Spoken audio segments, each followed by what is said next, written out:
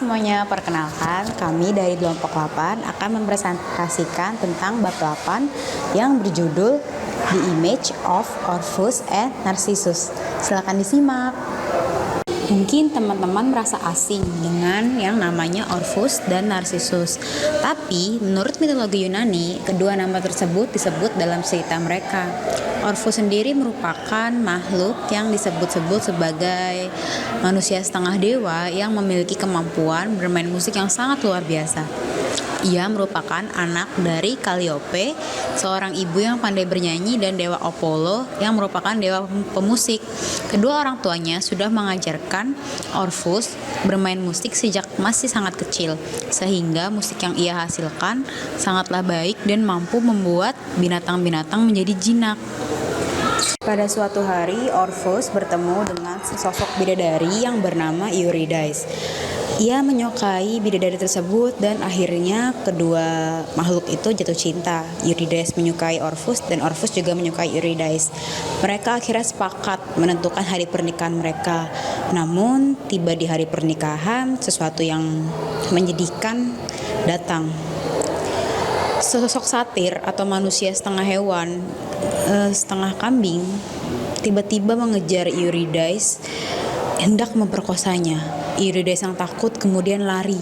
Namun naas, ternyata ketika ia tengah berlari, ia dibius oleh seekor ular yang tidak sengaja ia injak. Akhirnya Eurydice pun mati dan pergi ke alam baka. Ketika mengetahui kekasihnya telah meninggal, Orpheus sangat sedih. Tanpa sadar, kesedihannya membawa Orpheus pergi ke bawah alam dunia, yaitu ke alam baka. Di alam baka, ia terus mengalunkan musiknya dan tanpa sadar musiknya tersebut disukai oleh Hades, yaitu dewa neraka. Hades yang tidak sengaja melihat Orpheus pun merasa kasihan. Ia meminta Orpheus untuk menyebutkan satu keinginannya yang akan dikabulkan oleh Hades. Orpheus meminta bahwa ia ingin kekasihnya Eurydice dihidupkan kembali untuk tetap menjalani pernikahan mereka.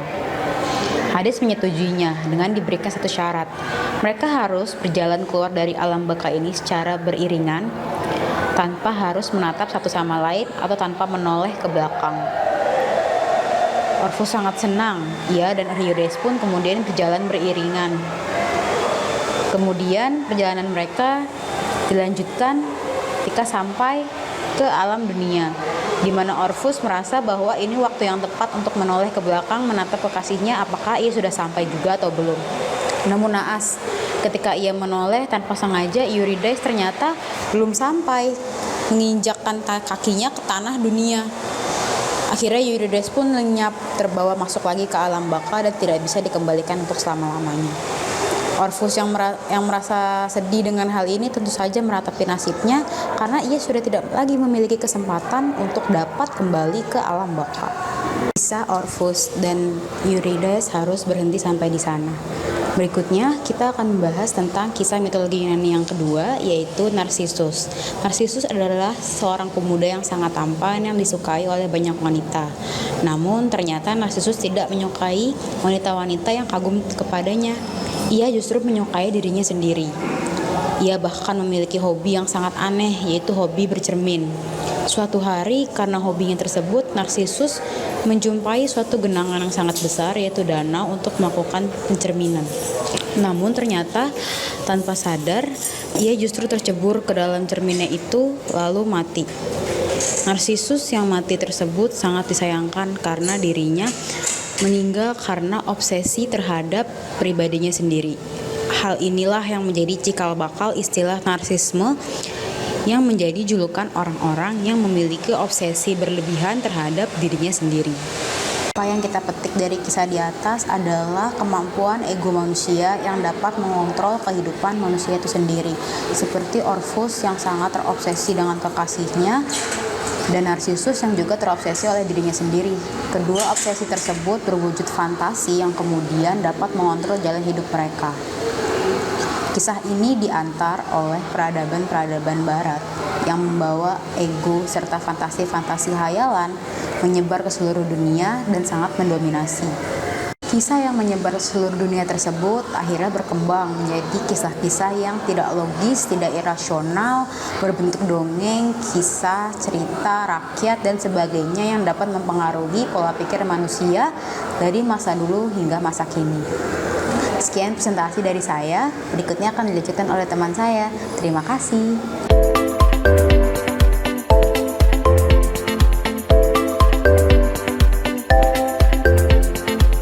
Selamat siang, saya Adrian Faradiratama dari kelas PFPM 6 dan di sini saya akan melanjutkan pembahasan dari teman saya mengenai buku Eros dan Civilization. Selamat menyaksikan. Cerita yang dimuat pada bab 8 buku Eros and Civilization berusaha untuk menggambarkan perjuangan secara budaya dalam hal kerja keras, dominasi, dan juga penolakan. Penggambaran yang dilakukan terhadap Narcissus dan juga Orpheus mengikuti penggambaran dari Eros dan Thanatos. Mereka melihat dunia bukan sebagai sesuatu yang telah diatur sebelumnya, melainkan sebagai sesuatu yang telah terliberalisasi. Kekuatan yang dimiliki oleh Eros tidak ditujukan terhadap kehancuran dunia, melainkan sebagai perwujudan perdamaian dunia. Kekuatan yang dimilikinya juga tidak ditujukan sebagai teror atau ancaman terhadap dunia, melainkan sebagai perwujudan akan keindahan yang dimiliki oleh dunia. Dalam cerita tersebut, pelampiasan amarah, penghentian waktu, kematian, tidur, malam, dan surga beserta semua bagian dari nirvana lainnya tidak dianggap sebagai bagian dari kematian seperti pada keyakinan masa kini. Mereka justru dianggap sebagai bagian dari adanya kehidupan.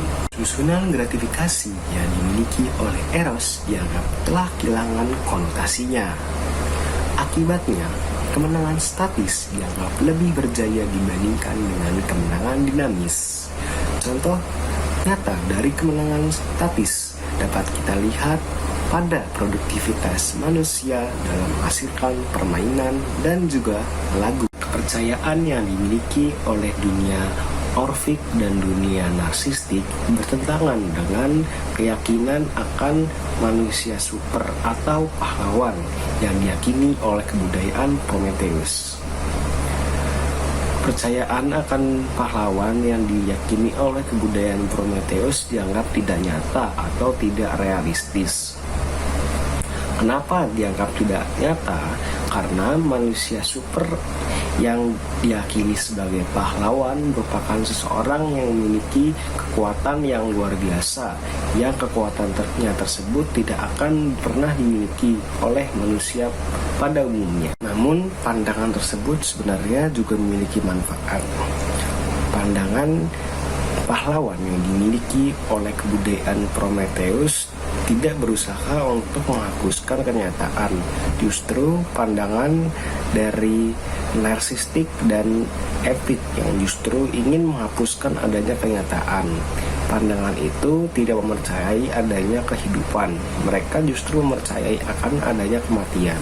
Buku yang sama menjelaskan keanehan pemahaman terhadap teori Orpheus dan Narcissus.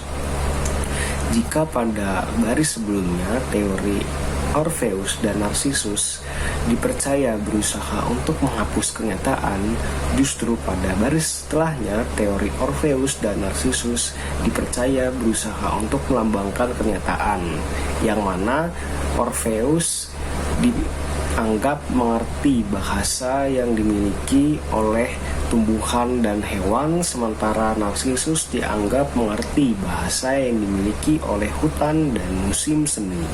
Kebangkitan kembali akan keyakinan pada teori Orpheus dan Narcissus pada dunia modern diyakini akan meningkatkan liberalisasi terhadap pemahaman akan dunia kebendaan, baik secara teranimasi maupun tidak teranimasi, secara natural maupun tidak natural, dan juga secara tidak erotis. Pengalaman manusia terhadap kepercayaan akan teori Orpheus dan Narcissus yang bertentangan dengan alam justru mendukung prinsip kehidupan. pertentangan yang terjadi antara manusia dengan alam maupun antara objek dengan subjek tidak berusaha untuk dihindari, melainkan berusaha untuk diatasi. Misalnya saja dapat kita lihat pada lagu yang dimiliki oleh Orpheus. Jadi lagu yang dimiliki oleh Orpheus ini dianggap dapat menenteramkan hubungan antara manusia dengan binatang, misalnya seperti hubungan antara manusia dengan singa maupun hubungan antara binatang dengan binatang lainnya, misalnya seperti hubungan antara singa dengan sapi. Dunia alam juga dipercaya sebagai dunia yang bersifat kejam dan juga menyakitkan, dan dipercaya bahwa dunia ini sedang menunggu pembebasan dari Eros. Sementara itu, Narsisus hadir sebagai tokoh yang menentang adanya cinta. Ia meremehkan kekuatan cinta yang dapat menyatukan manusia dengan makhluk hidup lainnya. Atas tingkah laku Narsisus ini, ia mendapat hukuman dari Eros. Sebagai tokoh antagonis dari Eros, Narsisus melambangkan kematian, tidur, dan juga istirahat. Mungkin itu saja yang dapat saya gambarkan. Presentasi berikutnya akan dilanjutkan oleh teman saya. Sekian dari saya dan terima kasih.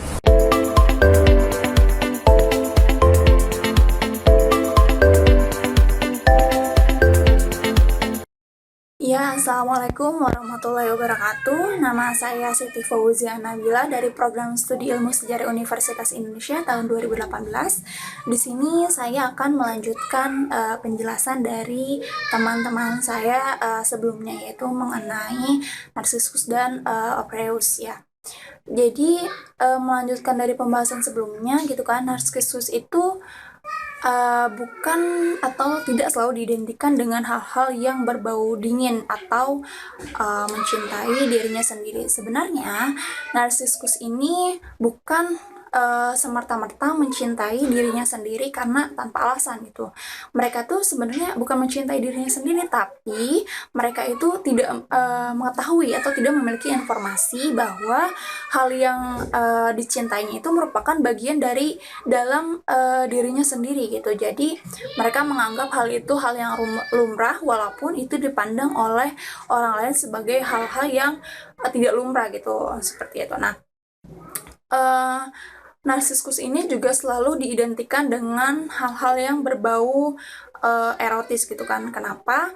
Dan ini pun juga selalu karena diidentikan dengan hal-hal yang berbau erotis gitu. Jadi Narsisus ini juga selalu diidentikan dengan rasa sakit yang dimiliki oleh manusia. Kenapa demikian? Seperti yang ada dan kita ketahui atau pernah alami gitu ya. Banyak dari kita yang misalnya memiliki rasa cinta atau rasa kasih sayang terhadap orang lain. Namun, ketika kita memiliki rasa tersebut, tentunya kita harus bisa menerima konsekuensi bahwa orang tersebut tidak memiliki rasa yang sama dengan kita. Hal ini menimbulkan akan adanya rasa sakit yang diterima oleh diri kita sendiri. Jadi, ketika adanya rasa erotis di dalam Narsisus itu sendiri akan berbanding lurus dengan adanya rasa sakit gitu. Nah, ini tentunya berhubungan atau saling bergantungan atau kita berpacu pada prinsip nirwana atau prinsip yang memang diterapkan oleh alam semesta. Jadi ini merupakan prinsip yang benar-benar lumrah ada di dalam alam semesta ini gitu, dan tercipta gitu, dan memang ada kenyataannya. Nah, dalam pembicaraan ini juga terdapat kaitan antara Narsisus dan Orpheus itu sendiri, di mana keduanya itu merupakan memang sama-sama simbol dari sebuah sikap erotis gitu kan. Nah, sikap erotis ini berbeda dengan sikap erotis yang lainnya gitu, karena sikap erotis ini tidak dia tuh mencerminkan tidak represifnya terhadap kenyataan. Jadi kayak tidak menerima kenyataan yang ada dan terjadi pada dirinya, lingkungannya, dan alam yang ada gitu. Nah, intinya bisa dibilang itu kayak melawan kodrat gitu kan. Nah, untuk itu ini juga bisa ditemukan dalam diri manusia gitu. Dimana kalau dalam diri manusia itu dapat kita temukannya dalam perasaan yang disebut narsisme. Nah, narsisme itu merupakan salah satu ego gitu. Nah, ego itu kan otomatis mengendalikan diri kita, pokoknya tergantung atau berhubungan dan berpacu pada apapun yang kita miliki dan apa yang kita punya. Jadi hanya berpacu pada diri kita sendiri. Maka dari itu narsissus dan Orpheus itu juga selalu diidentikan dengan narsisme yang ada pada dalam diri manusia dan ego yang terjadi dan kita alami sehari-hari gitu. Nah, ego ini merupakan juga bagian kecil dari hal yang sebelumnya lebih luas gitu daripada sebelumnya. Walaupun ego ini merupakan bagian kecil dari bagian-bagian yang lebih luas sebelumnya, namun seperti yang kita tahu bahwa ego ini sangat-sangat memiliki pengaruh terhadap hidup kita.